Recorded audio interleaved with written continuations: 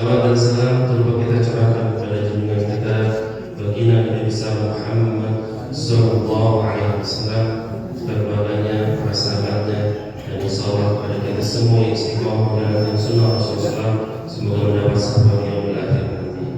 Amin amin ya rabbal alamin. Hari ini jamaah subuh yang dimuliakan Allah, pada kesempatan kajian subuh hari ini insyaallah kita akan bersama guru kita Mukarram Ustaz Uzair Abu Sifah SPDI dengan pembahasan tafsir Al-Quran surah Al-Baqarah ayat 94 dan 96. Baiklah, marilah pertama-tama kita buka kajian subuh ini dengan sama-sama membaca basmalah. Bismillahirrahmanirrahim.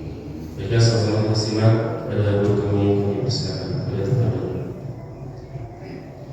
Bismillahirrahmanirrahim. Assalamualaikum warahmatullahi wabarakatuh. Waalaikumsalam.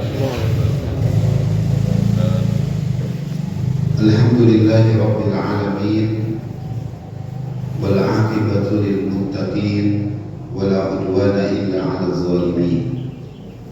Asyhadu an la ilaha illallah wahdahu la syarika lah, iyyahu na'budu wa iyyahu nasta'in.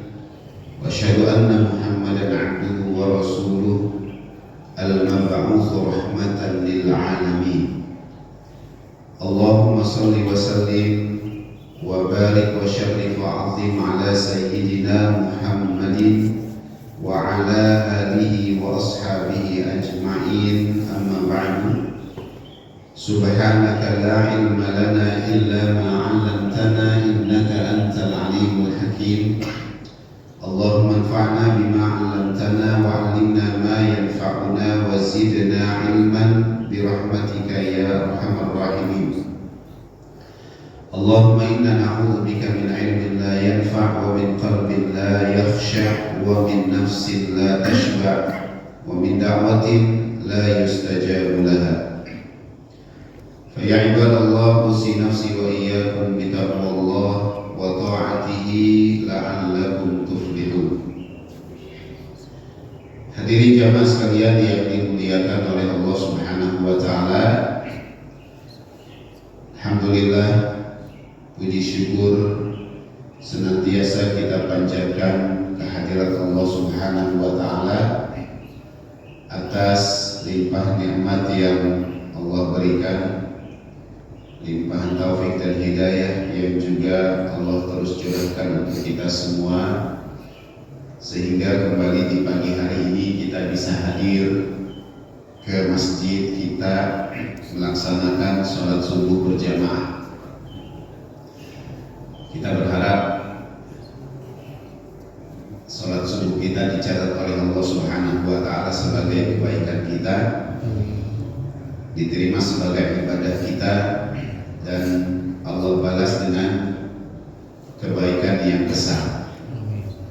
Di antaranya dalam satu hadis yang diriwayatkan oleh Imam Muslim disebutkan, wa man shalla subha fi jama'atin, siapa yang salat subuh berjamaah, faka'annama shallal lail kulluhu, maka dia seperti melaksanakan sholat sepanjang malam. Dari masuk waktu malam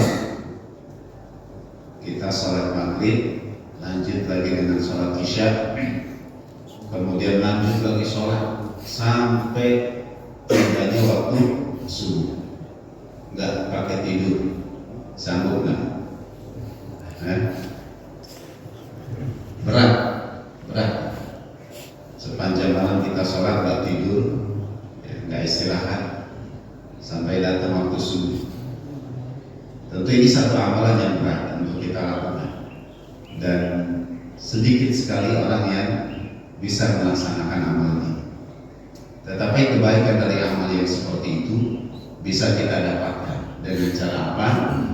Kita sholat subuh berjamaah di masjid.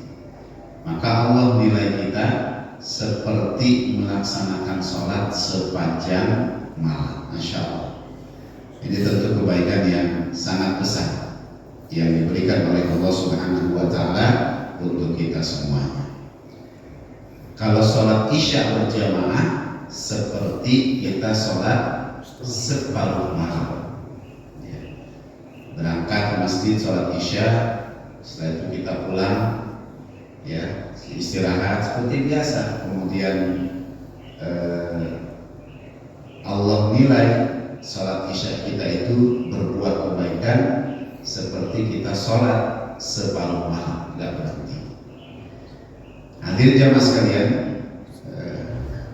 hanya orang-orang pilihan yang bisa melaksanakan sholat separuh malam, sepanjang malam. Bahkan juga para ulama, tidak semua di antara mereka yang bisa melaksanakan itu. Meskipun ada juga sebuah riwayat yang menjelaskan bahwa banyak di antara mereka yang sholat subuhnya itu dengan wudhu sholat isyanya. Jadi mereka wudhu untuk sholat isya, kemudian esoknya mereka sholat subuh, tapi sholat subuh mereka itu dengan wudhu sholat isya. Ya berarti sepanjang malam itu mereka ibadah terus, ya, wudhunya terjaga dan mereka tidak tidur, entah dengan sholat malamnya, entah dengan zikirnya, entah dengan baca Qur'annya, entah mungkin juga dengan menulis kitabnya dan lain sebagainya. Ya, tapi itu para ulama. Kita orang-orang biasa kan, yang masih banyak aktivitas yang harus kita lakukan, belum bisa menyamai seperti mereka. Tapi kita berupaya berlomba-lomba bisa mendapatkan kebaikan yang besar yang Allah sediakan dengan cara sholat subuh berjamaah yang nilainya seperti kita melaksanakan sholat sepanjang malam. Hadirin jamaah sekalian yang dimuliakan oleh Allah, pagi ini kita akan lanjutkan bahasan kita surah Al-Baqarah ayat 94 sampai dengan 96. Allah Subhanahu wa taala berfirman, "A'udzu billahi minasyaitonir rajim. Bismillahirrahmanirrahim.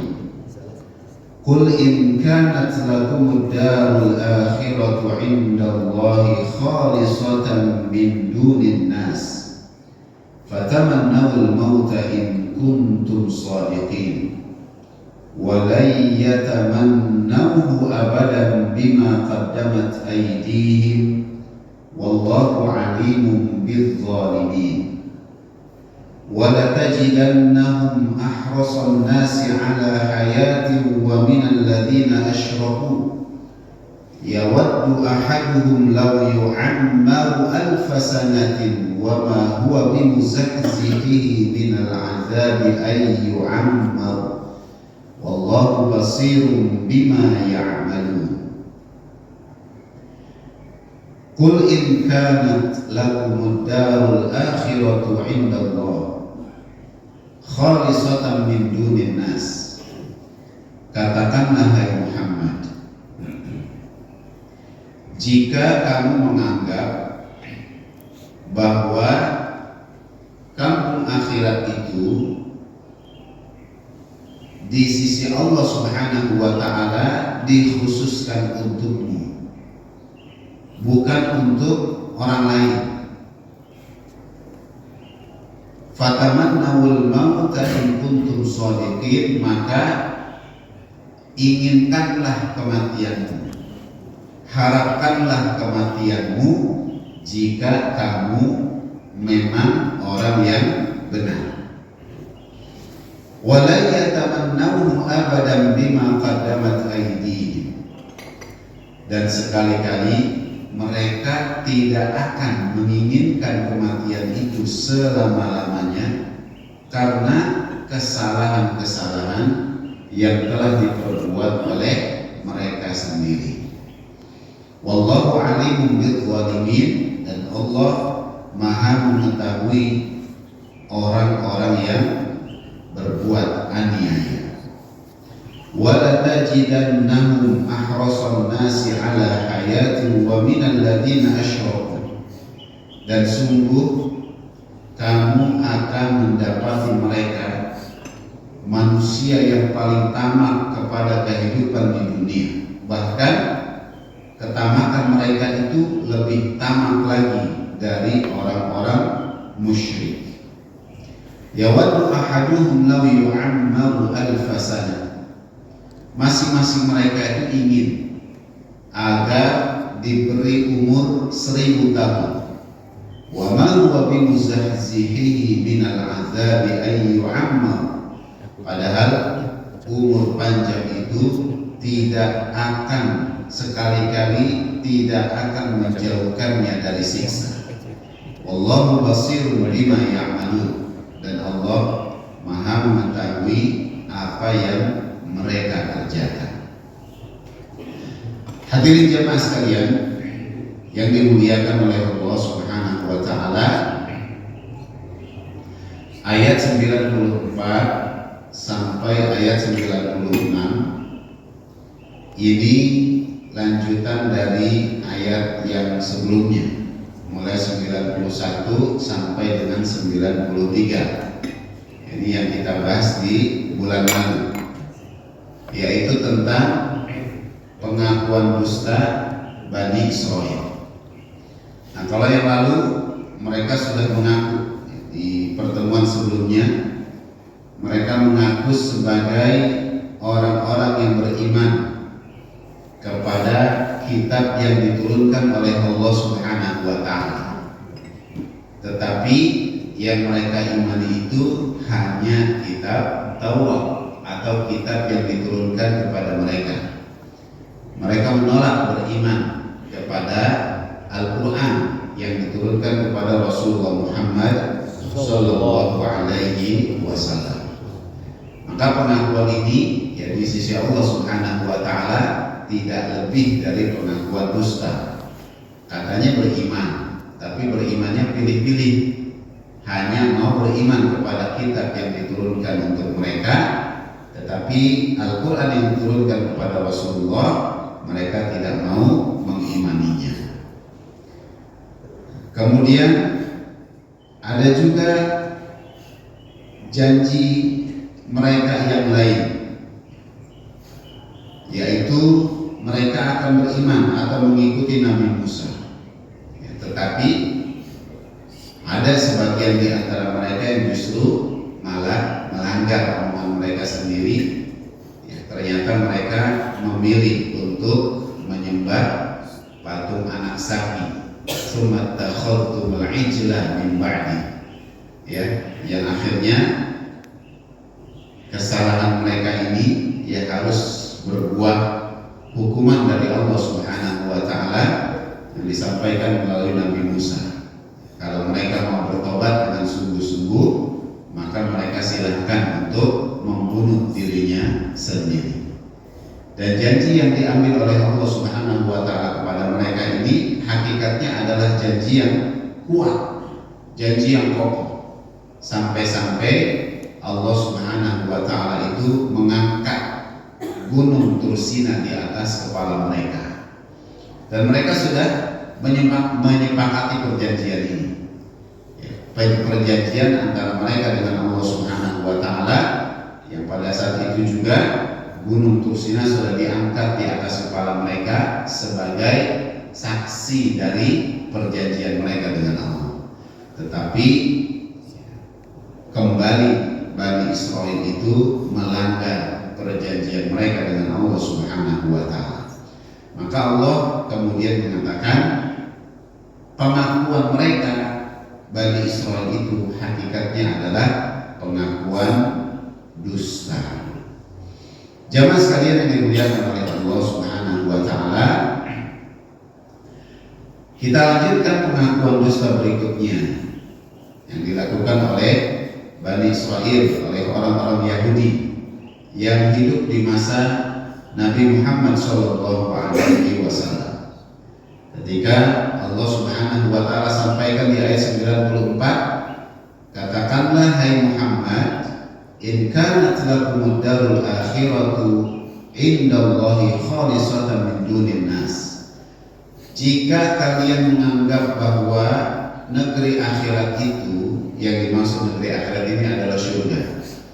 Ini hanya dikhususkan untuk kalian, bukan untuk yang lain. Cuma buat mereka, bukan buat yang lain. Maka fatamannawul maut, harapkanlah kematian dirimu, biar begitu mereka mati, mereka bisa cepat-cepat masuk surga. Kan gitu kan? Ini kan harapan kita juga semua, bahwa surga itu adalah obsesi kita. Surga itu adalah cita-cita kita. Ya, kita berdoa terus sama Allah biar bisa masuk ke surga. Allahumma inna nas'aluka ridhaka wal jannah. Ya Allah, kami mohon keridhaan-Mu dan kami mohon juga surga. Kan gitu. Kita pengen masuk surga, tapi kalau disuruh duluan masih mikir-mikir. Ntar dulu dah. Soalnya syaratnya satu, mati dulu. Gitu. Bahkan misalnya ketika kita udah mimpi-mimpi masuk surga gitu kan, ya ternyata begitu bangun dia mimpi doang. Terus kalau disuruh mati dulu juga mikir-mikir, wah masih berat ya kalau harus mati dulu. Meskipun udah kebayang, udah hadir surga itu dalam mimpi kita, ya, tapi berat syaratnya. Nah begitu pun dengan mereka, dengan Bani Israil, ya mereka disuruh harapkanlah kematianmu jika memang kamu adalah orang yang benar dengan ucapanmu itu, bahwa surga itu hanya disiapkan untuk mereka, bukan untuk yang lain. Nah jamaah sekalian, ayat ini adalah ayat tantangan dari Allah, atau kalau bahasa lainnya, ayat ini adalah ayat mubahalah dari Allah Subhanahu wa Ta'ala kepada orang-orang Yahudi, ya. Nah ini diriwayatkan oleh Muhammad bin Ishaq dari Ibnu Abbas radhiyallahu anhu ketika menjelaskan ayat 94 surat Al-Baqarah. Maka Ibnu Abbas mengatakan kepada orang-orang Yahudi itu, berdoalah kalian agar ditimpakan kepada kalian itu kepada salah satu kelompok di antara kalian, khususnya yang paling suka berdusta, paling suka berbohong, agar mereka ditimpakan kematian. Ya, jadi kalau udah kena kematian ini, mereka ditimpa kematian ini, mereka mungkin bisa langsung ketemu dengan surga yang mereka aku itu, yang menjadi pengakuan mereka itu. Tetapi mereka menolak ajakan dari Rasulullah Shallallahu Alaihi Wasallam.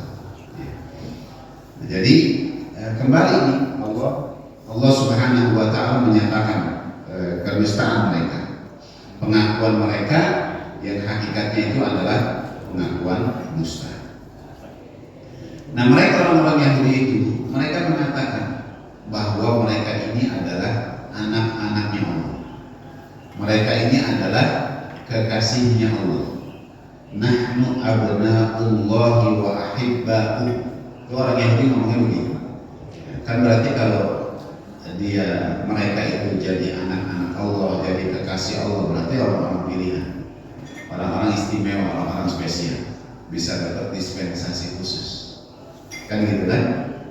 Ya, sama seperti sekarang kan, gara-gara salah satu kandidat itu adalah anaknya, jadi terang-terangan dia bilang presiden boleh kampanye, gitu. Dan ada peraturannya memang, gitu. Ya, cuma belum disampaikan secara khusus, karena ada dispensasi khusus, gitu. Ya, ini pengakuan orang Yahudi.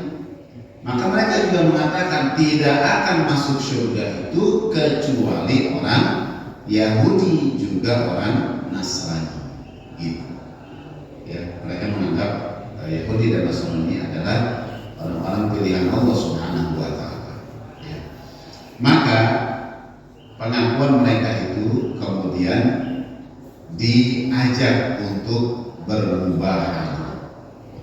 Bermubahalah ini kan, mubahalah ini adalah ajakan untuk berdoa agar yang tidak benar yang berdusta, yang berbohong itu ditimpakan keburukan buat dirinya, buat keluarganya, buat keturunannya. Itu mubahalah. Ya, agar yang berdusta siapapun dia itu ditimpakan keburukan oleh Allah Subhanahu wa taala. Ya. Maka kalau mereka itu orang-orang yang benar dengan pengakuannya, mereka harusnya berani tampil lebih dulu untuk bermubahalah. Tetapi ternyata mereka selalu menunda-nunda, mereka menghindar. Maka inilah yang menjadi bukti bahwa pengakuan mereka itu adalah pengakuan dusta. Ya, mereka berbohong dan selalu menutupi kebohongan mereka itu dengan banyak alasan. Nah, ini seperti dengan peristiwa antara Rasulullah SAW mengajak utusan dari kaum Nasrani Najran ya untuk bermubahalah.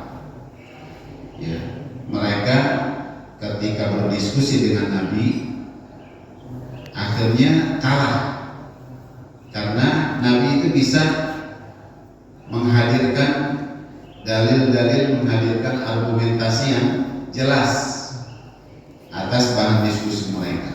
Sudah tampak kebenaran di hadapan mereka, tetapi yang terjadi justru mereka sombong dan ingkar, tidak mau menerima kebenaran yang sudah ada di hadapan mereka.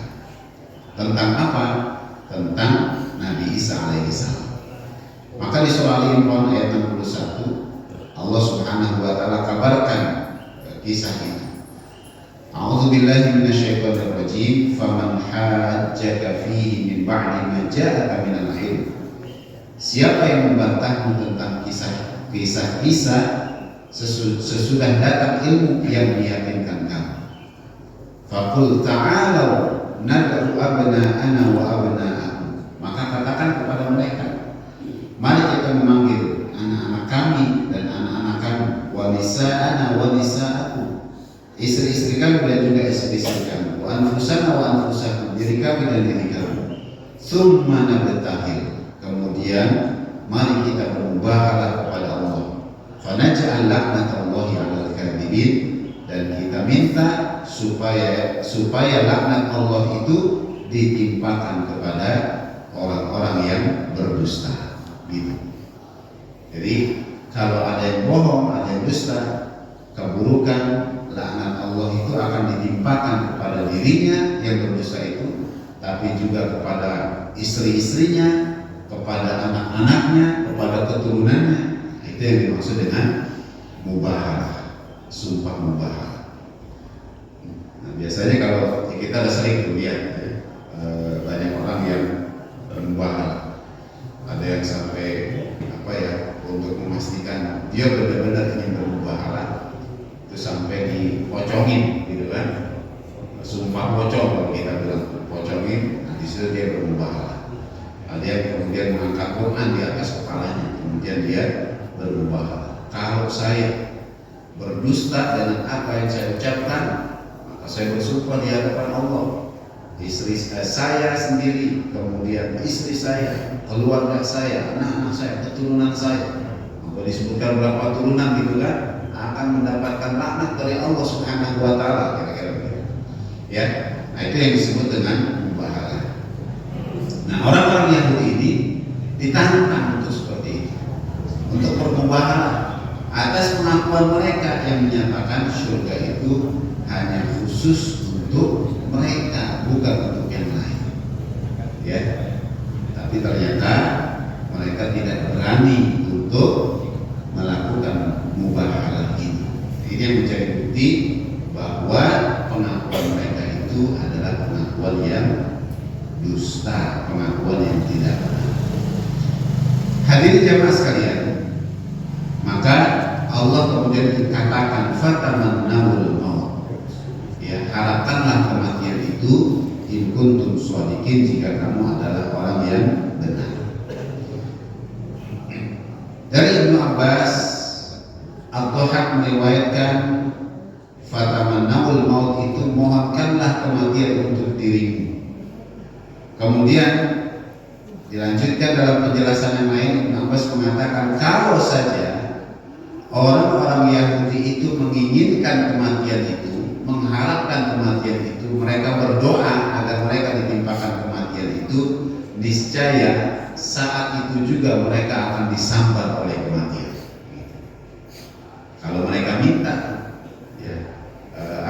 ingin benar-benar di hadapan orang lain itu menyatakan ucapan mereka itu adalah kebenaran, terus mereka ngomong minta dijemput oleh kematian, saat itu juga langsung malaikat Israel mengerjakan tugasnya.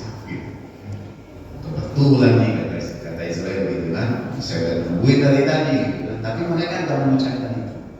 Ya, kalau saja mereka menginginkan kematian pada saat itu juga, mereka pasti akan disambar langsung oleh kematian itu. Ya. Nah itu yang di 94. Kemudian 95 Allah Subhanahu wa taala mengatakan walai yatamannahu abadan bima qaddamat aydihim. Ya. Sekali-kali dan selamanya mereka tidak akan pernah menginginkan kematian itu. Itu dengan ucapan lan, ya ini menggambarkan selama-lamanya, tidak akan pernah. Jadi orang yang itu tidak akan mau berharap kematian untuk diri mereka. Biar kalau mereka mati masuk surga, mereka enggak, nggak akan, sekali-kali mereka tidak akan menginginkan kematian itu selama-lamanya, abadan. Ya, jadi ini penegasan dari Allah Subhanahu wa taala tentang kedustaan mereka. Ya, Allah itu mengetahui bahwa segala hal tentang mereka, ya tentang orang-orang Yahudi itu, termasuk pengingkaran mereka terhadap ajaran Rasulullah Muhammad SAW untuk beriman kepada beliau. Ya itulah kenapa yang lalu itu sudah dijelaskan ketika Al-Quran diturunkan kepada Rasulullah yang membuktikan kebenaran Rasulullah, kebenaran Muhammad sebagai utusan Allah, ya mereka nggak mau mengimaninya, nggak mau beriman kepada Quran, nggak mau juga beriman kepada Rasulullah Muhammad Shallallahu Alaihi Wasallam. Ya, kenapa mereka nggak mau menginginkan kematian itu? Bima qaddamat aydihim, karena kesalahan yang telah diperbuat oleh tangan mereka sendiri. Jadi mereka sendiri itu paham sebenarnya, ngerti sebenarnya bahwa apa yang mereka lakukan selama ini itu adalah sebuah kesalahan. Ya mereka, ya seperti tadi, ya nggak mau beriman kepada Al-Quran, nggak mau beriman kepada Rasulullah. Ya, karena ayat ini bercerita tentang orang-orang Yahudi di masanya Rasulullah Muhammad SAW, dan sangat keras ternyata permusuhan mereka terhadap Rasulullah Muhammad SAW. Yang kerasnya itu melebihi orang-orang musyrik Mekah, orang-orang kafir Quraisy. Kalau orang kafir Quraisy itu kan terang-terangan, ya nggak mau beriman, kafir mereka. Tapi kalau orang Yahudi pura-pura, ya di hadapan Nabi mereka mengatakan beriman, tapi di belakang Nabi mereka bersekutu dengan orang-orang Quraisy. Maka sejak saat itulah dikenal ada orang-orang munafik. Ya, sejak di masa kehidupan Nabi di Madinah. Ya, setelah Rasulullah hijrah ke Madinah, ketemu dengan orang Yahudi yang diam-diam memusuhi Nabi. Di hadapan Nabi mereka menyatakan berkawan, bersahabat, bahkan beriman kepada Nabi, tapi di belakang Nabi mereka memusuhi Nabi. Nah, itulah orang-orang munafik yang justru lebih keras permusuhan mereka, lebih berbahaya permusuhan mereka dibandingkan dengan orang-orang Quraisy yang memang terang-terangan. Ya, maka Allah Subhanahu wa taala mengancam perilaku mereka ini, orang-orang munafik yang muncul dari orang Yahudi itu, dengan mereka akan ditempatkan oleh Allah Subhanahu wa taala di dasar neraka yang paling bawah. Innal munafiqina fi darkil asfali minan nar. Nah, jamaah sekalian yang dimuliakan oleh Allah Subhanahu wa taala, inilah yang mereka lakukan. Ya, tidak mau beriman kepada Nabi, kepada Rasulullah Muhammad, tidak mau beriman juga kepada Al-Quran. Bahkan kalau mereka melihat kepada apa yang dilakukan oleh leluhur mereka sendiri, itu akan kelihatan lagi kesalahan-kesalahan yang mereka lakukan itu. Ya. Jadi banyak sekali kesalahan yang sudah mereka lakukan, itulah yang membuat mereka tidak akan pernah mau selama-lamanya menginginkan kematian terhadap diri mereka. Maka Allah mengatakan, Wallahu alim bizzalimin, Allah itu mengetahui apa yang dilakukan oleh orang-orang yang zalim, orang-orang yang berbuat aniaya, yaitu orang-orang Yahudi itu. Jamaah sekalian, berikutnya Allah Subhanahu wa taala kemudian menyebutkan wala tajidannahum ahrasan nasi ala hayati wa minal ladzina asyraku. Dan Allah sesungguhnya kamu akan mendapati mereka menjadi setamak-tamaknya manusia kepada kehidupan di dunia ini, bahkan lebih tamak lagi dari orang musyrik. Apa maksudnya? Ini dijelaskan oleh Ibnu Katsir bahwa sepanjang umur mereka, karena mereka tahu tempat kembali mereka di akhirat itu adalah tempat yang buruk, tempat yang akan membinasakan mereka, mencelakakan mereka, yaitu neraka. Mereka tahu itu. Ya, sebab kata Imam Ibnu Katsir, dunia itu penjara bagi orang mukmin, surga bagi orang kafir, gitu ya. Mereka tahu akhirat itu pasti mereka akan masuk neraka, mereka akan sangat rugi di sana, dan dunia ini adalah surga bagi orang kafir. Maka mereka mau berpuas-puas dalam kehidupan mereka di dunia, dan berpuas-puasnya mereka itu dibuktikan dengan tamaknya mereka terhadap kehidupan dunia itu, gitu. Ya, ini ada orang kafir mengeluh, kebetulan dia susah juga ternyata di dunia. Ya, secara ekonomi susah, nggak bisa ngapa-ngapain ya. Mereka bilang katanya dunia itu adalah surga bagi orang kafir, tapi kok ternyata kehidupan saya di dunia ini susah. Rumah nggak punya, duit juga susah, nggak ada.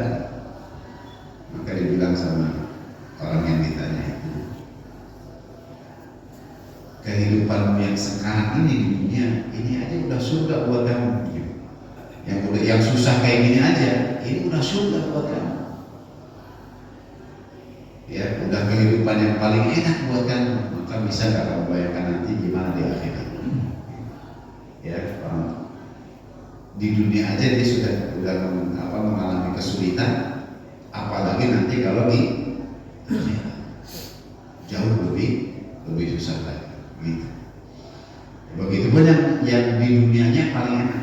Ya, orang kafir di dunianya enak hidupnya. Ya, karena memang dunia ini adalah surga buat mereka.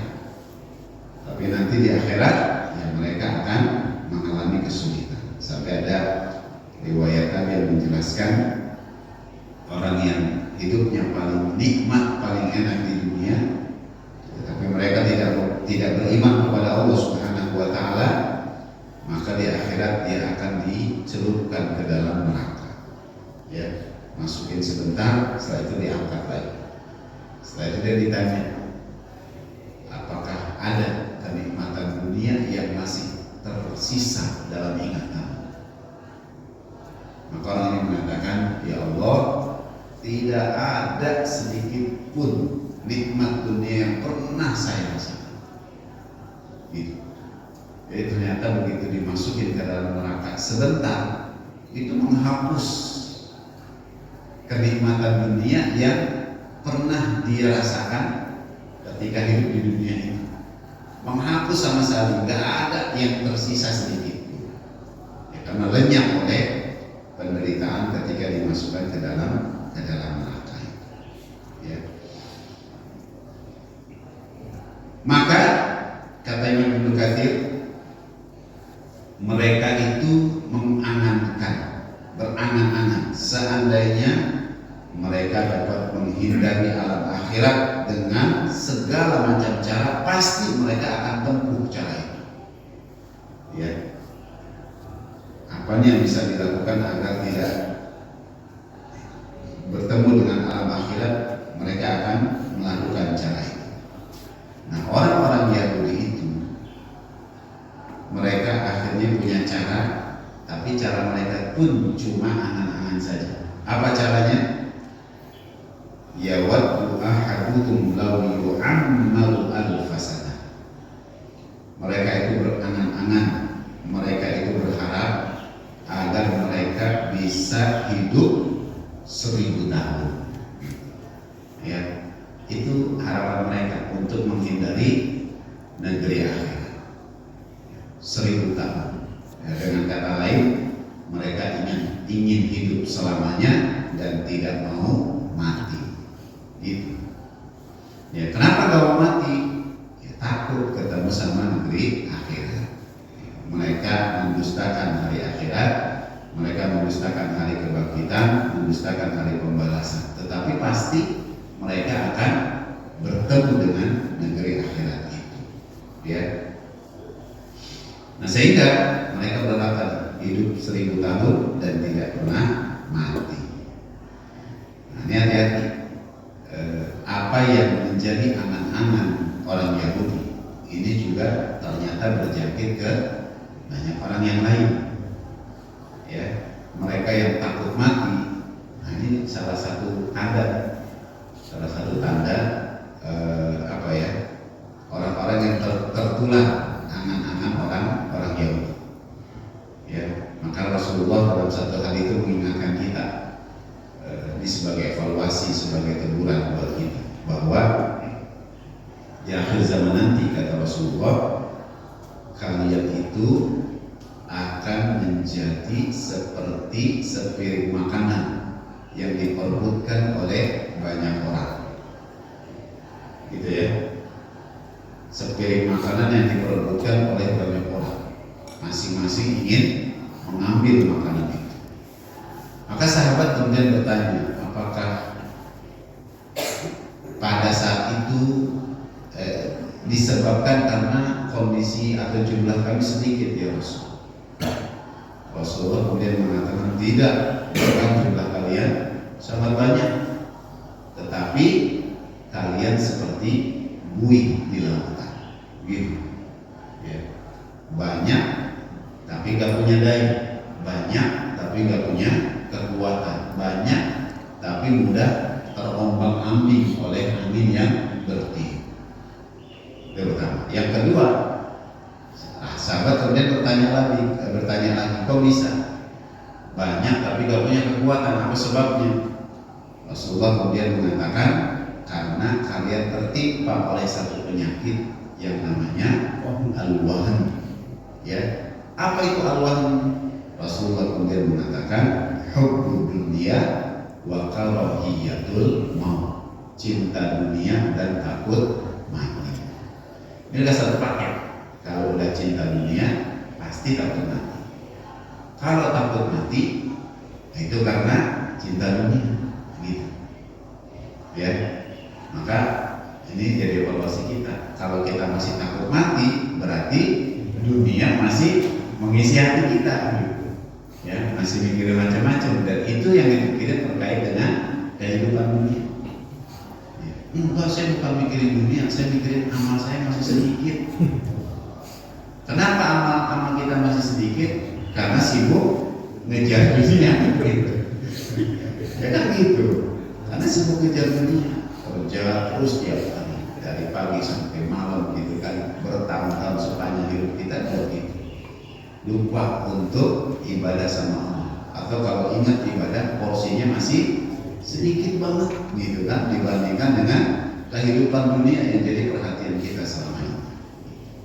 Apakah itu dua paket? Kalau udah cinta dunia, takut mati.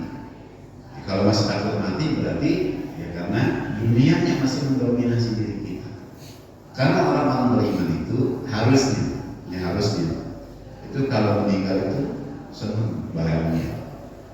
Kenapa? Karena mau kembali ketemu sama Allah. Gitu. Sedangkan ketemu sama Allah itu memang tempat asal kita, gitu kan ya. Kalau bahasa lainnya, ketemu sama Allah itu adalah kampung halaman kita. Gitu. Ya asalnya kita dari sana kan. Ya, sekarang kita di dunia ini cuma mampir. Ini kayak orang mudik kan, orang mau pulang kampung, senang.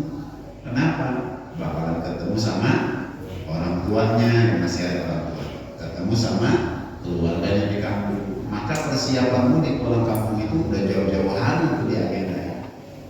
Di tanggal sekian jadwalnya pulang kampung. Tapi kalau itu masih masuk kerja, mengajukan cuti kan gitu. Kumpulin duit buat pulang kampung biar ongkosnya ada, kemudian bisa juga ngasih ke keluarga yang ada di kampung. Udah jauh-jauh hari dipersiapkan. Capek di perjalanan tapi bahagia hatinya gitu. Karena mau pulang kampung kan gitu. Nah, harusnya begitu orang-orang beriman juga. Ketika mau pulang kampung ke negeri akhirat itu harusnya senang, bahagia. Ketemu lagi sama Allah, ya, penciptanya, Tuhannya yang begitu dirindukan. Maka kalau mau pulang kampung masih takut, berarti ada apa-apa, berarti punya masalah. Entah masalahnya masih apa, berarti punya masalah. Gitu. Maka kalau kita pengen gak takut mati, urusan dunia ini harus diperhatikan. Jangan sampai dia malah mendominasi hati kita. Ya, yang harus kita hadirkan dalam diri kita ini adalah bagaimana akhirat itu yang selalu hadir dalam diri kita. Dan Rasulullah itu sudah mengajarkan sebenarnya dalam urusan sederhana, urusan sepele itu jangan lupakan akhirat. Ya, jangan lupakan akhirat. Urusan makan aja ingat akhirat. Makan dong sehari-hari kita. Waqina adzabannar, jauhkan kami dari api neraka. Kita akan pulang nanti, jangan sampai kita masuk neraka. Jangan lupakan akhirat. Bahwa itulah kampung halaman kita yang nanti kita akan kembali. Jangan sampai justru malah susah di sana. Gitu. Ya. Dalam milik presiden pulang juga. Apa tuh? Dalam milik presiden bisa lupakan akhirat. Ya. Jangan lupakan akhirat juga. Karena pilihan kita itu nanti akan ditanya juga sama Allah kan. Kenapa milih si A, kenapa milih si B? Ya silahkan, pilih mah bebas ya. Pilih itu bebas, mau pilih yang mana itu silahkan bebas. Nggak dipaksa harus pilih ini, harus pilih itu, nggak ada paksa, bebas. Tapi kan setiap pilihan itu ada risikonya, kan gitu kan ya. Kalau urusan pilpres maka calonnya ada 3. Jelaskan sekarang calonnya 3, yang kalah 2. Ya, yang menang 1 kan? Bener kan? Iya. Bener nggak? Bener. Bener. Nggak usah dibahas. Karena begitu pasti akan terjadi. Ya, nah ini yang terjadi. Mereka ternyata nggak akan pernah mau menghadapkan kematian itu, maka mereka mencari cara gimana bisa menghindar dari neraka, dan cara mereka itu adalah mereka ingin diberi umur hidup lama sampai 1000 tahun. Nah, dan penjelasan dari Imam Mujahid mengatakan ini, perbuatan dosa dijadikan hal yang mereka sukai sepanjang umur. Ya, buat orang-orang Yahudi. Ya, jadi ketika mereka hidup di dunia ternyata mereka itu dibuat suka dengan perbuatan dosa. Ini bahaya. Jangan lupa bahwa orang yang hidup di dunia itu ada empat macam. Ya, ada orang yang umurnya pendek, amalnya sedikit. Ada orang yang umurnya pendek, amalnya banyak. Ada orang yang umurnya panjang, amalnya sedikit. Ada orang yang umurnya panjang, rugi yang rugi nah umur panjang aman sih. umur panjang amal sedikit. Apa yang umur pendek amal sedikit? Yang mana? Yang rugi itu yang umurnya panjang amalnya sedikit. Ya, itu yang rugi. Kalau umur pendek amal sedikit ya wajar. Umurnya pendek ya kan wajar kalau amalnya sedikit. Nah ini udah dikasih umur panjang tapi amalnya sedikit. Yang banyak apanya? Dosanya banyak. Itu yang paling rugi, yang paling celaka. Ya karena salah satu pertanyaan Allah nanti di akhirat itu ada yang menghisab itu adalah untuk apa umur yang sudah Allah berikan. Jadi manfaatkan buat apa? Gitu. Ya kalau udah dikasih umur panjang tapi amalnya sedikit ya sudah. Ini tanda kita akan menjadi orang yang rugi di negeri akhirat nanti. Nah penjelasan lain Ibnu Abbas mengatakan umur panjang itu sama sekali tidak akan membuat mereka selamat dari negeri akhirat nanti. Jadi meskipun mereka berangan-angan dikasih umur 1000 tahun dan kalaupun dikasih tetap aja mereka akan lebih banyak mengerjakan dosa. Nah, sehingga dengan itu ini tidak akan pernah bisa menyelamatkan mereka dari siksa Allah Subhanahu wa taala. Inilah yang kemudian Allah katakan wa ma huwa bimuzahzihi minal azabi ay yu'ammar. Umur panjang itu sekali-kali tidak akan menjauhkan mereka dari siksa Allah Subhanahu wa taala. Gitu. Nah, hadirin jamaah sekalian, orang-orang Yahudi ini disebutkan tadi dia lebih tamak dari orang musyrik. Apa sebabnya? Karena orang musyrik itu juga tahu bahwa nanti akan ada hari kebangkitan setelah kematian di dunia. Mereka akan mempertanggungjawabkan apa yang mereka lakukan ketika di dunia, tapi mereka tak pernah berharap punya umur panjang, gitu. Ya, ya kalau emang waktunya mati, mati udah.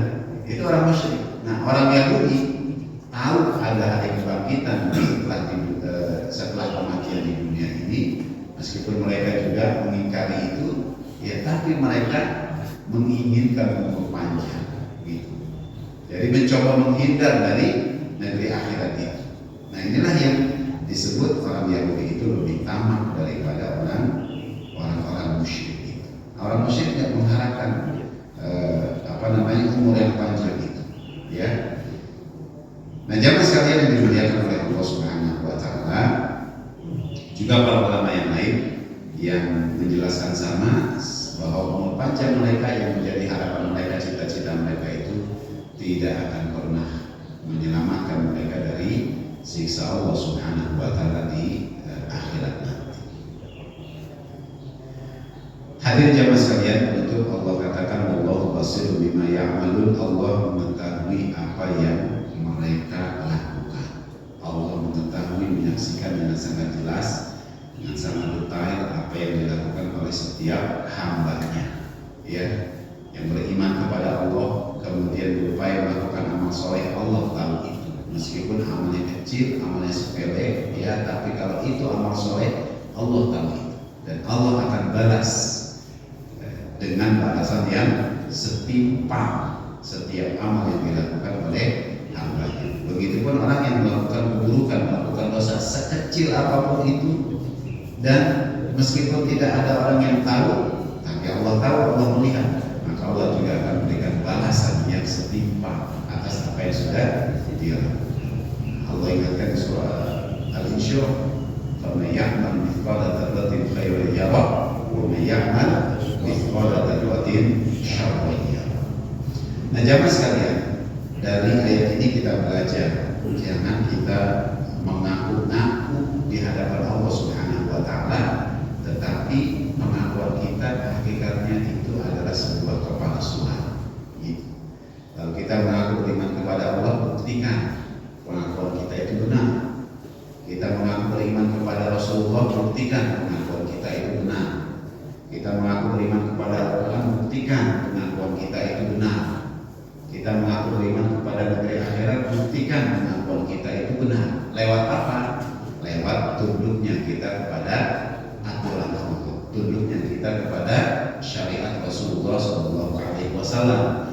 Tunduknya kita kepada apa yang disampaikan di dalam Al-Quran. Al-Quran bilang A, ya kita bilang A. Al-Quran bilang B, kita juga bilang B.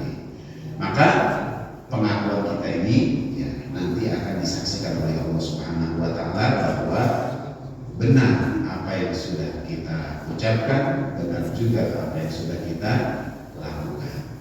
Ya, ini pelajaran penting buat kita agar seimbang, sesuai apa yang keluar dari mulut kita dengan apa yang ada di dalam hati kita, sehingga kita terhindar dari penyakit yang berbahaya, yaitu penyakit nifaq atau kemunafikan sebagaimana yang dilakukan oleh orang-orang Yahudi. Ya. Wallahu a'lam bishawab. Ya, ini yang bisa disampaikan. Semoga jadi manfaat. Mohon maaf atas segala kekurangannya. Billahi taufiq wal hidayah. Assalamualaikum warahmatullahi wabarakatuh. Assalamualaikum warahmatullahi wabarakatuh. Ada dua pertanyaan yang ingin saya sampaikan Pak Ustaz. Yang pertama tadi Pak Ustaz bilang bahwa Allah itu mengangkat Gunung Tursina di atas kepala. Nah, bagaimana kita menafsirkan atau memahami apa yang itu diangkat atau bagaimana? Itu satu. Yang kedua, ketika Nabi Musa turun dari Gunung Tursina, Nabi Musa alaihissalam itu membawa kitab. Nah ini yang dimaksud kitab itu mushaf atau menyampaikan firman gitu, yang diterima oleh Nabi Musa. Terima kasih. Assalamualaikum warahmatullahi wabarakatuh. Assalamualaikum warahmatullahi wabarakatuh. Ya, yang kedua dulu ya. Di Gunung Tursina itu Allah menurunkan wahyunya kepada Nabi Musa alaihissalam, ya, yang disebut dengan Taurat, kitabnya itu.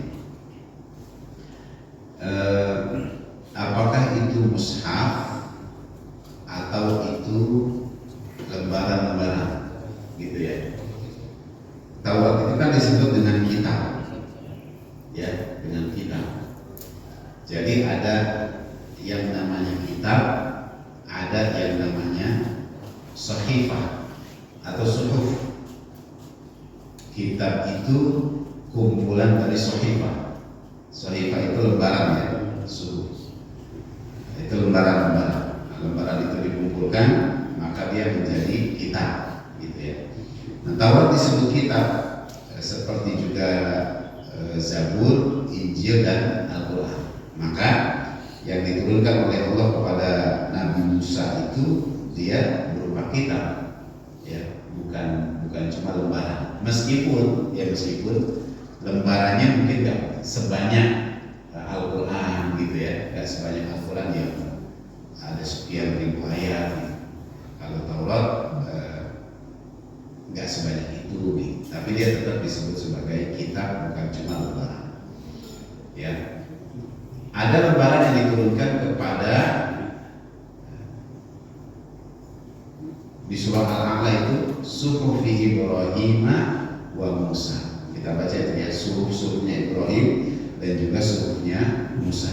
Nah, berarti ada juga lembaran-lembaran lain yang diturunkan oleh Allah Subhanahu wa Ta'ala. Atau kalau kepada Ibrahim itu lembaran, nah kalau kepada Musa lembaran itu kemudian disebut sebagai kitab, karena apa namanya, ada lebih dari satu lembaran yang diturunkan, gitu. Kalau sekarang istilahnya apa itu? 10 commandment, ya, 10 perintah, ya. Itu sahifah. Hah? Lembaran. Iya, itu bagian dari lembaran yang diturunkan kepada Nabi Musa. Ya. Atau istilah sekarang itu manuskrip, ya. Manuskrip. Manuskrip. Jadi gitu, kalau yang diturunkan kepada Musa itu dia kita, Taurat khususnya itu kita. Yang kedua, Gunung Tursina diangkat ini apakah maknawi atau apa namanya, sebenarnya kalau maknawi itu kiasan doang, ya, atau memang sebenarnya diangkat oleh Allah Subhanahu wa Ta'ala. Nah, pada saat itu ini kan peristiwanya terjadi di zaman Nabi Musa alaihissalam, ya, ketika Allah mengambil persaksian terhadap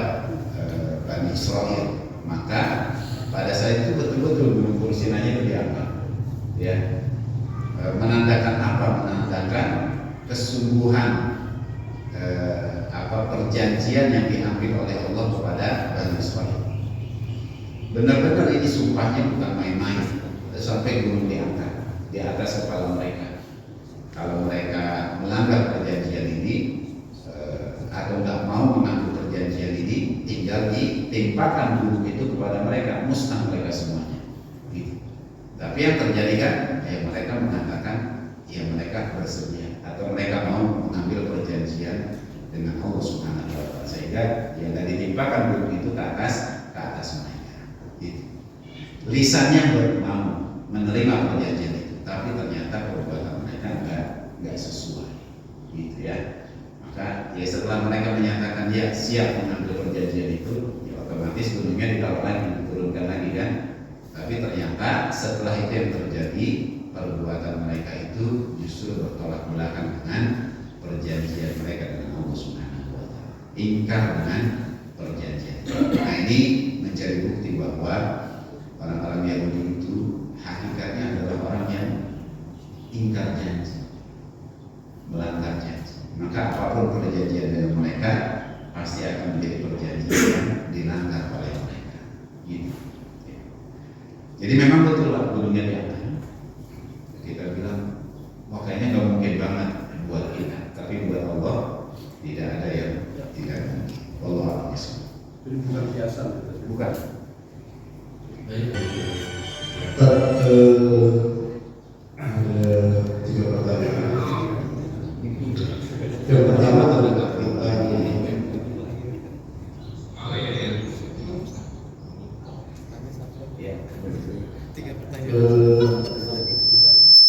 tadi kan orang Yahudi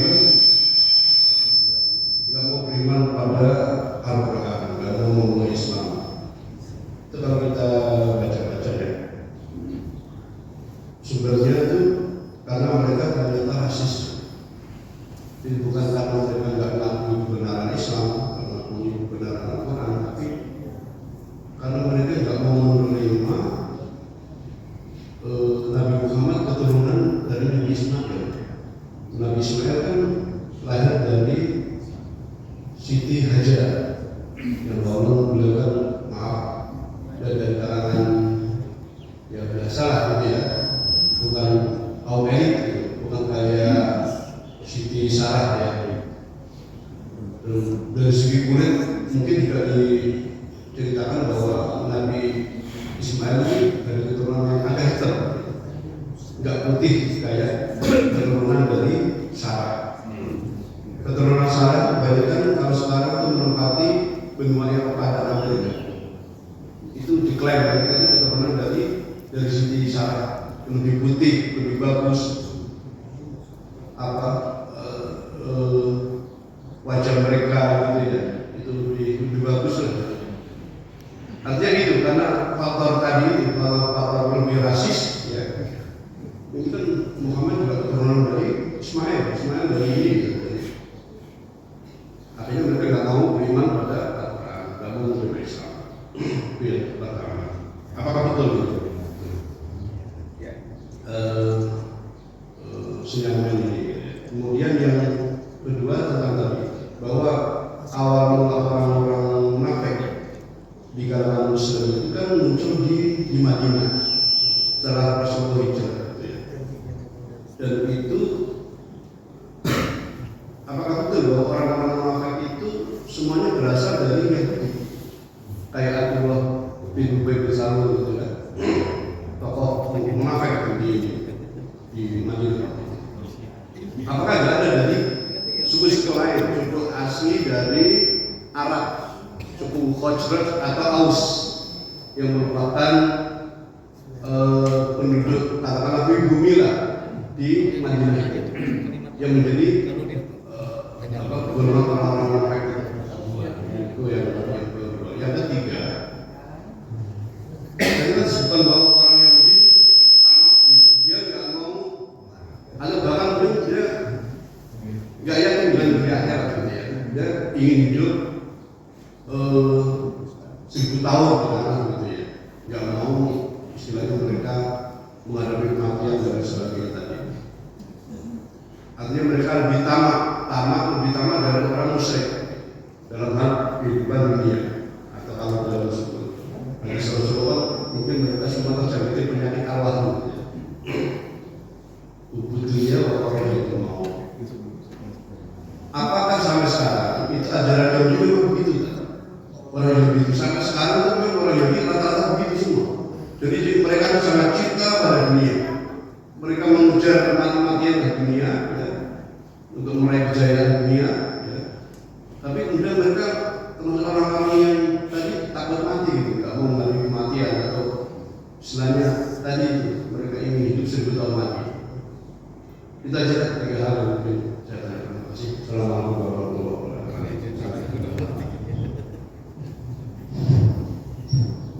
Ya, 3 ya. Yang pertama, Yahudi itu rasis. Itu ya. Jadi memang kalau kita lihat awal mulanya, mereka tidak mau beriman kepada Rasulullah itu karena mereka dalam bayangan mereka Nabi Rasul terakhir yang dijanjikan oleh Allah Subhanahu wa Ta'ala akan juga berasal dari kalangan mereka, gitu ya. Kenapa mereka sangat meyakini itu? Karena yang sudah begitu. Rasul yang diutus oleh Allah itu berasal dari kalangan mereka. Keturunan sekarang ya. Ya, dari 25 Nabi Rasul yang wajib kita kenal itu, 16 di antara mereka itu diutus untuk Bani Israel. Jadi sebagian besar ya, sebagian besar itu untuk Bani Israel. Ya. Dan mereka itu selalu disampaikan bahwa akan ada Nabi Rasul terakhir yang diutus oleh Allah, penutup para nabi, untuk para rasul. Maka di dalam diri mereka itu yakin yang terakhir ini juga akan berasal dari Tuhan mereka. Itu yang sangat mereka yakin. Tapi ternyata tidak seperti itu kejadiannya. Rasul terakhir yang diutus oleh Allah justru dari keturunannya Nabi Ismail alaihissalam, ya, bukan dari Nabi Ishak alaihissalam. Nah, ini yang membuat mereka itu menentang. Mereka nggak mau menerima. Ternyata faktanya nggak sesuai dengan harapan mereka. Kalau ini rasis, dibilang rasis, ya mungkin bisa jadi, ya, karena mereka hanya mau menerima yang sama dengan mereka, nggak mau menerima dari yang lain. Tapi inilah kenapa yang akhirnya membuat mereka itu menjadi orang yang banyak diceritakan kisahnya di dalam Al-Quran sebagai pelajaran buat kita tentang penentangan mereka kepada Allah Subhanahu wa Ta'ala. Karena harusnya orang yang beriman, kalau orang yang beriman itu apapun yang turun dari Allah diterima, ya kan? Gak ditolak, meskipun itu gak menyenangkan buat mereka atau gak menyenangkan buat kita. Kalau itu memang turun dari Allah, ya kita harus menerimanya itu, kan? Itu kalau beriman kepada Allah. Tapi ya mereka menolak itu. Rasul terakhir yang diutus oleh Allah bukan dari jalur mereka menolak itu. Ya mereka hanya mau mengakui kalau itu dari golongan mereka sendiri. Ya. Itu kalau saya melihat poin pentingnya di situ. Kalau ini merupakan bagian dari tindakan rasis, ya bisa jadi.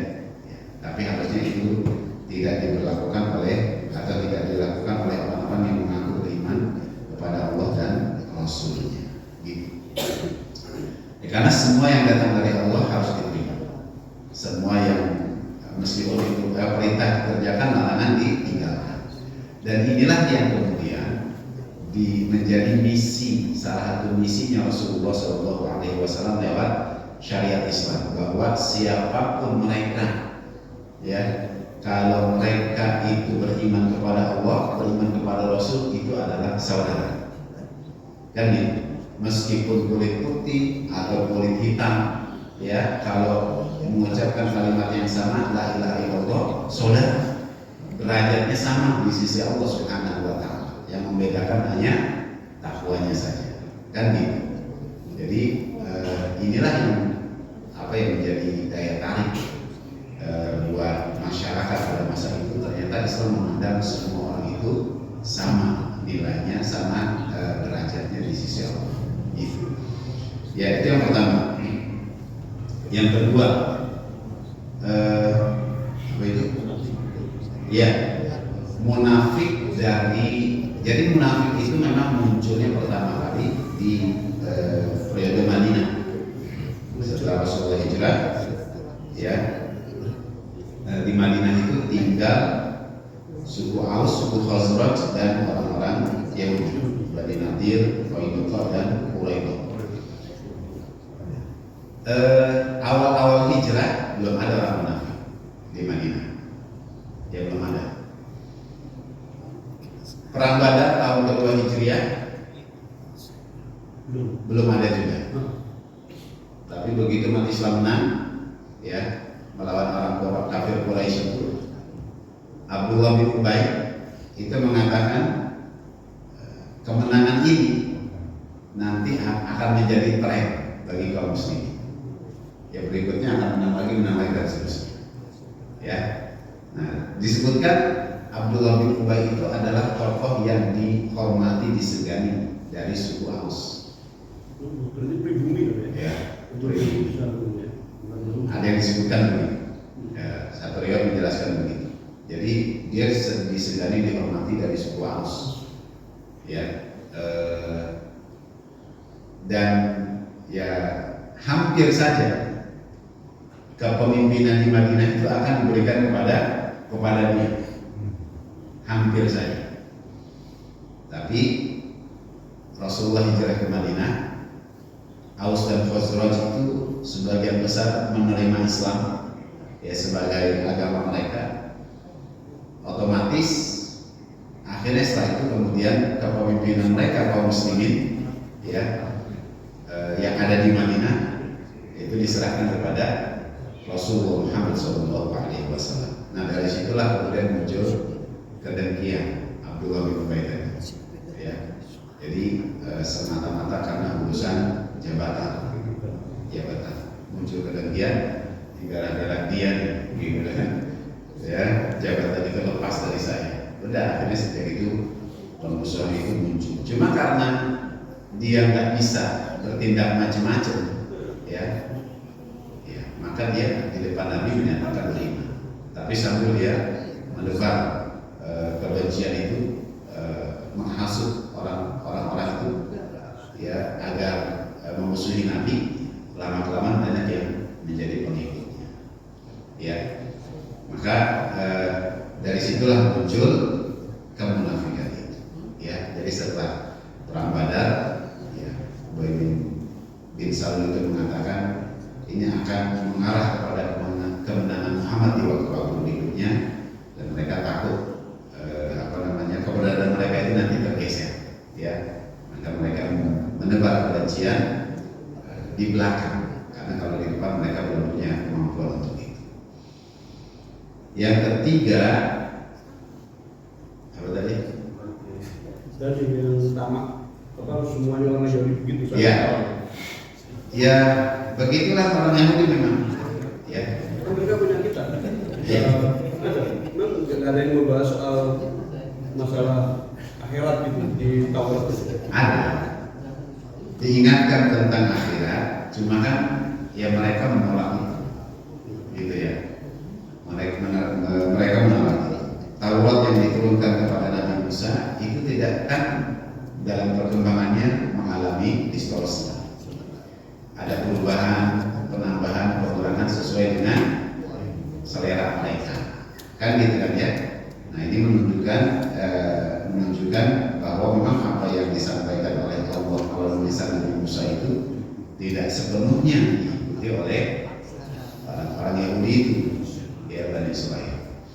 Kalau mereka beriman secara total terhadap Taurat yang diturunkan, ya mereka jadi Muslim, ya, mereka jadi Muslim di masa itu. Di masa Nabi Musa, kalau mereka beriman kepada Taurat yang diturunkan, beriman kepada Nabi Musa, ya hakikatnya mereka Muslim, gitu kan? Iya, Abdullah bin Salam ya. Iya, mereka Muslim hakikatnya. Nah, kalau dalam kehidupan kita sekarang ya yang beriman kepada Rasulullah Muhammad, beriman kepada Al-Quran dan Muslim. Tapi kalau tidak beriman kepada Nabi Muhammad, yang beriman kepada Al-Quran, ya mereka non-Muslim disebutnya, gitu kan? Ada Yahudi, ada Nasrani dan lain sebagainya. Jadi memang kalau mereka beriman dengan Nabi Musa, mereka Muslim dan mereka harus mengarahkan hidup mereka itu sesuai dengan panduan yang sudah diturunkan oleh Allah. Tapi mereka menolak itu, ketamakan itu kemudian mendominasi mereka. Ya, akhirnya itu yang membuat mereka tidak mau beriman kepada Nabi Musa. Ya, ahli kitab itu yang beriman kepada kitab yang diturunkan oleh Allah sebelum Al-Quran. Itu Taurat, Injil dan Zabur. Ya, kalau beriman dengan kitab itu yang benar, ahlul kitab. Tapi kalau kita sudah mengalami penyimpangan, bukan ahlul kitab lagi. Ya, apalagi sudah ada Quran. Kalau sudah ada Quran, ya mereka beriman kepada Quran, Muslim jadi. Sekarang sudah ada ahlul kitab. Ya, kalau sekarang tidak. Jadi sampai kapan itu status ahlul kitab itu ada? Sampai Al-Quran itu diturunkan. Ya. Jadi kalau Quran sudah diturunkan, Nabi Muhammad diutus, harusnya mereka beriman kepada Rasul, kepada Quran, Muslim jadinya. Tapi kan ada hadis orang Muslim, laki-laki Muslim boleh menikahi wanita ahlul kitab. Nah, Ya. berarti kan Nah itu yang beriman kepada ajaran yang sebenarnya diturunkan oleh oleh dalam kitab yang sebelum Quran. Ini menurut saya begitulah adanya. Karena kalau Quran sudah ada, ya sudah pilihannya beriman kepada Quran atau enggak. atau ini tidak tahu siapa minta. Hadis itu turun ketika Rasulullah masih hidup di Mekah, Iya, ya kan? Nah itu status mereka masih ahlul kitab. iya pada saat itu. Begitu sudah hijrah, sebenarnya sudah nggak ada ahlul kitab lagi ketika di Madinah. Iya. Harus Muslim gitu. Maka dalam kehidupan kita sekarang betul seperti itu, dalam kehidupan kita sekarang itu di dalam kehidupan kontemporer ya, dalam hal pernikahan beda agama itu kan ada dua hukum yang terjadi. Pertama, ketika perempuannya yang non-muslim, ya laki-lakinya muslim, maka itu dibolehkan menurut beberapa ulama. Dibolehkan, kenapa? Karena nanti istrinya akan ikut suaminya, gitu ya. Hukum awalnya begitu, tapi ternyata sekarang banyak juga yang ikut suaminya malah ikut istrinya kan, gitu kan? Kan gitu. Jadi dibolehkan kalau perempuannya yang non-muslim. Tapi kalau laki-lakinya non-muslim, itu ijma'nya haram, nggak boleh. Gitu, ya. Laki-lakinya yang muslim, perempuannya yang muslimah, itu ijma'nya haram, nggak boleh. Karena pasti kemungkinan besarnya yang perempuan itu akan ikut ke laki-laki, gitu, ya. Berubah itu. Jadi bukan asli lagi. Ya. Kalau mereka beriman kepada kitab yang aslinya itu, Injilnya atau Tauratnya, pasti akan membuat mereka beriman kepada Al-Quran, gitu, ya. Banyak kan mereka datang ke atau tidak banyak Ya, ya begitulah. Ya, karena itu kan. Gue mau ada acara, kesian banget. Karena kita juga banyak yang merasa ini beragam ini buat saya gitu kan. Mereka juga merasa begitu, ini berarti buat saya. Akhirnya yang berat itu mereka sesuaikan dengan selera mereka. Ada sesuai dengan keinginan mereka. Kita ada juga orang-orang yang begitu. Tapi alhamdulillah itu terpelihara. Jadi ketika ada upaya-upaya yang menyelewengkan itu pasti ditetapi dan kemudian setelah proses dihormati. Apalagi terpelihara. Begitu Pak, dua orang bisa. Baik, Yang dihormati Presiden